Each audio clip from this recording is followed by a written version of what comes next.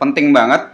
Dua konsep penting di functional programming, recursion dan kedua adalah higher order function. Sebenarnya di bahasa pemrograman lain bisa aja recursion, tapi kalau biasanya kalau udah higher order function hampir nggak ada yang bisa, dan nggak umum untuk pakai recursion karena biasanya perulangan itu kalau di bahasa pemrograman lain biasanya pakai for loop, while, bla bla. Di sini kagak ada, men. Di sini adanya adalah recursion.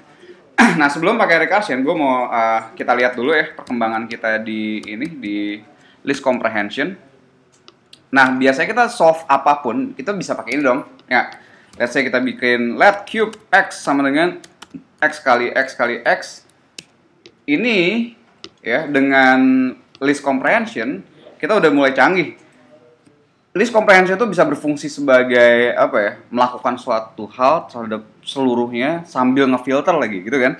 Ya, cukup canggih lah gitu. Let's say cube x dengan domain dari 1 sampai 10. Ya udah. Lu basically ini kan udah bisa melakukan apa ya? Namanya istilah yang umum namanya mapping. Mapping adalah melakukan satu function terhadap seluruh elemen of the list gitu. Itu mapping. Nah, dan kita juga bisa memfilter dan sebagainya. Nah, terus kita juga bisa, misalnya gue mau bikin suatu titik x, y. Dalam hal ini gue pakai tuple ya. Ya lo atau list dulu deh supaya kena yang satu yang lo kenal. Oh, gue mau list x, y nih, suatu titik di mana x dari 1 sampai 10, kemudian y-nya juga dari 1 sampai 10. Gue filter. Ya nggak usah di filter dulu. Lo ngerti dong list comprehension tuh hasilnya bakal apa? Namanya list comprehension itu kalau ada dua domain dia bakal ngapain? Namanya ini nama matematisnya namanya Cartesian product ya. Jadi Cartesian product tuh lo kayak ngemasang-masangin gitu. 1 1 1 2 1 3 1 4 2 1 2 2 terus sampai 10 10 gitu. Ngerti ya? Itu list comprehension. Nah, itu list comprehension ini juga bisa kita filter kan. Let's say jadi sebuah grafik. Oh, gue mau sebuah grafik yang x-nya itu memenuhi suatu persamaan misalnya x kuadrat atau x 2x ditambah 3. Ngefilter dong yang memenuhi grafik ini. Oh, cuma itu doang misalnya. Ya. Itu konsep grafik by the way.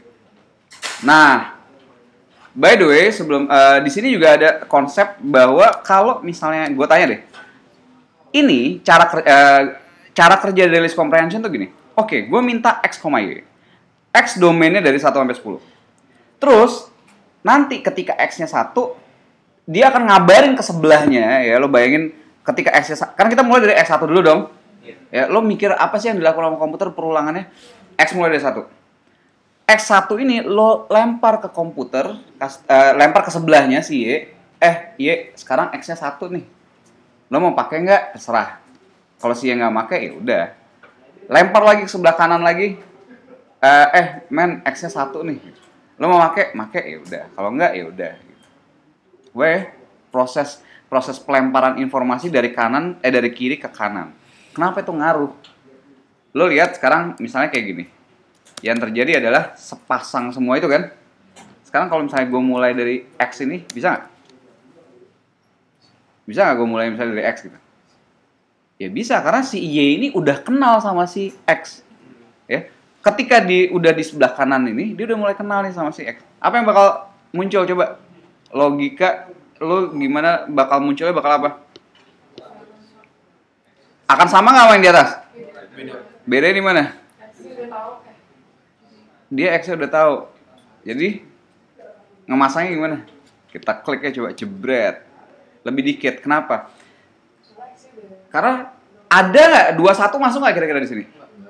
Nggak mungkin. Kenapa? Karena Y-nya akan mulai dari berapapun X-nya. Kalau X-nya mulai dari 2, nggak mungkin dia akan mulai dari dari 21 nggak mungkin ada. Y-nya pasti mulai dari 2 juga. Nih, lo lihat bagian sini ya. Ya kan? Y-nya mulai dari 2 karena dia mulai listnya dari X gitu. Nah, ini berguna kalau lo butuh sesuatu yang memang unik ya. Ya, lo butuh sesuatu yang unik. Jadi kalau apa ya bahasanya kalau kombinasi ya. Kalau 1 2 dan 2 1 itu sama, kombinasi kan gitu kan. Urutan nggak dipedulin kan. Nah, kalau urutan nggak dipedulin 12 sama 21 itu sama, ya udah cocok nih dengan model yang begini ya.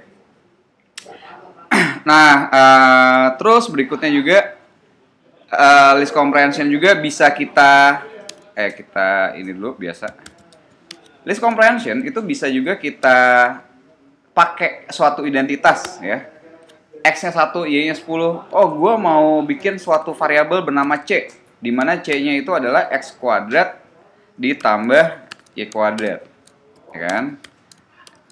Kenapa gue butuh ini? Karena nanti gue mau syaratnya adalah C kuadrat dan Y kuadratnya ini harus sama dengan misalnya berapa? 25 gitu ya.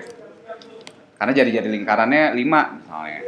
Nah, filter ini ya udah nanti gue bisa dapat titik koordinat X, titik koordinat Y gitu. Dengan syarat si C-nya ini. Karena kalau gue mau ngetes langsung kan kadang-kadang bingung atau apa panjangan, mendingan gue pakai LED aja di dalam. LED tuh kayak where ya. Kayak where tapi di depan. Kalau where kan lo sebut dulu variabelnya apa, baru where apa. Kalau LED balik, LED C sama ini baru boleh lo pakai gitu. Oke. Nah, oh ya ini tentang apa daftar titik lingkaran gitu. Bisa juga kan kalau daftar titik ke lingkaran kita mulai dari min 10 sampai dengan ya ini XY-nya kita nggak pakai. Oke. Nah, daftar semua himpunan dari Cartesian min 10 sampai 10 yang memenuhi persamaan lingkaran X kuadrat tambah Y kuadrat sama dengan 25. Nah, oke. Tapi ada masalah dalam hal list comprehension ini, kita nggak bisa ngatur dia berhentinya kapan, kita nggak bisa ngatur, let's say gue cuma mau kalau udah ketemu udah berhenti gitu. Ya, ada masalah nih ketika kita mau misalnya gue X-nya dari 1 sampai 10, 1 sampai tahingga, sorry. Tapi gue mintanya yang X-nya hanya X yang kurang dari 20 misalnya.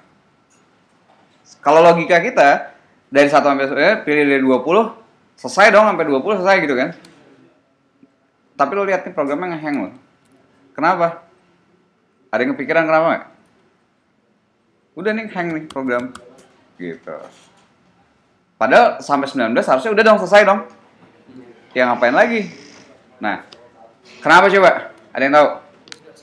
Karena list gue nih dari 1 sampai tahingga nih ya. Seharusnya X kurang dari 20 ya udah dong. Kalau udah sampai ketemu 20 udah dong. Seharusnya gitu kan. Tapi dalam list comprehension itu dia akan ngecek domainnya apa. Lo bakal dicek satu-satu nih. Ya. Memenuhi syarat nggak sih? Kalau domain lo segini ya udah semua dicek. Karena Haskell tolol men, dia nggak mikir bahwa kalau gue udah 220 nggak mau memenuhi 21 berikutnya juga harusnya nggak mau memenuhi. Dia nggak mikir, lo harus bantu dia untuk ngerti gitu. Ngerti ya? Tapi di list comprehension ini ada masalah nih, kita nggak bisa ngatur lo berhentinya mau di mana sih. Padahal kalau kita bisa ngatur kan lebih enak ya. Lo berhenti sampai sini aja deh. Kalau udah sampai sini udah berhenti selesai gitu. Jelas ya? Nah, itulah kita butuh kontrol kita pegang sendiri dengan cara mendefinisikan fungsi rekursif dan higher order functions yang istilahnya lower level dari list abstraction, dari list comprehension supaya lo bisa bebas mau manipulasi kayak apa, mau ngatur stopnya kapan dan sebagainya. Kita pakai recursion and higher order functions.